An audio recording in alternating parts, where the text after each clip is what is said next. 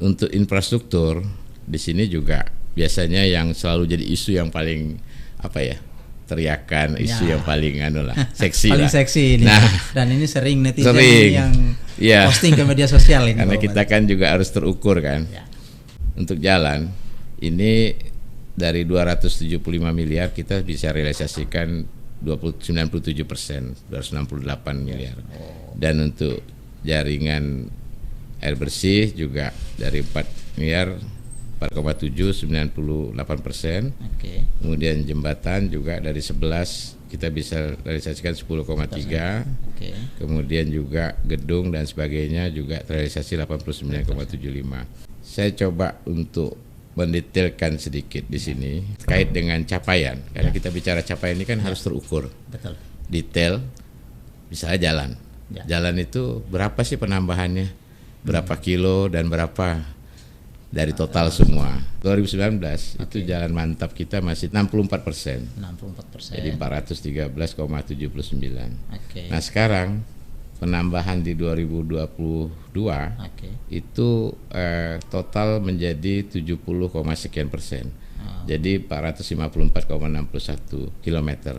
Artinya di sini ada penambahan total 191. Nah, ini kan kondisi mantap ya, Pak Bupati. Kondisi mantap. Jadi hampir 70, sekian persen. Nah, ini yang jalan kabupaten ya. Jadi penanganan jembatan itu juga tahun 2022 sudah mencapai sepanjang 38,67 dan sepanjang 146,10 meter ya, jembatan ya. Artinya ini menyangkut kinerja kita di dalam pembangunan jembatan jalan, karena ini yang biasanya agak sering jadi isu. Menarik Pak. Kalau kita ingin bicara proyeksi kan sekarang kita bicara proyeksi, kita yang terpenting tadi terukur terus. Nah, geospasial kita kan kemarin geoportal ini kan sudah lengkap dan sudah terus menerus kita input. Nah, di sini kan kalau ini sudah jauh lebih baik, maka dengan sendiri otomatis cara bekerja pemerintah itu sebenarnya ke depan di era kencang ini sebenarnya kita udah enggak lagi hanya nunggu nunggu siapa mohonkan, nunggu ini. Sebenarnya kita tuh sudah langsung ngejar hak-hak dasar tuh. Mana yang enggak layak itu udah ketahuan dari data-data geospasial itu.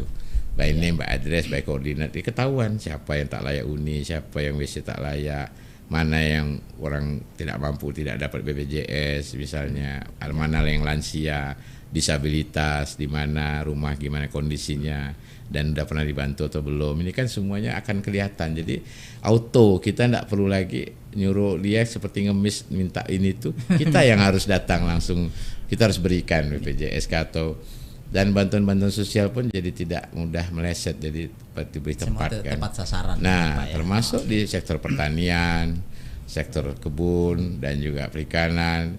Jadi bantuan sarana prasarana termasuk UMKM itu juga tepat.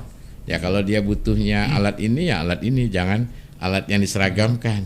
Akhirnya kita maksakan akhirnya belum tentu digunakan kan mubazir. Jadi memang ke depan sih kita optimis bahwa angka ini akan jauh lebih baik lagi dari 2022. Iya, karena ke datanya, data terukur itulah yang akan menjadi kunci bagaimana kita kerja. Kalau terukur kan enak, time seriesnya jelas. Per triwulan, per semester, per tahun tuh misalnya, yang tadi UMKM-nya yang sudah dapat kur berapa, yang belum, yang kemudian di desa ini infrastrukturnya terukur, jalannya sudah berapa kilo, yang berapa sisa yang belum, jembatan yang belum ada. Jadi kerja itu sudah kalau bahasa saya menavigasi kita ya.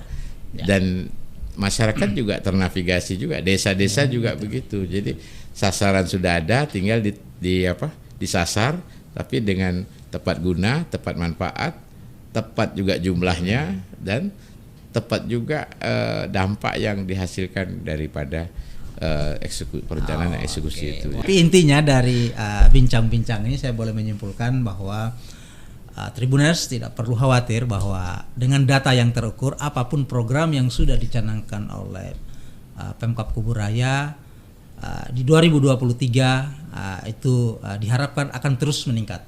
Baik itu infrastruktur, kesehatan, pendidikan dan layanan dasar sosial yang lainnya.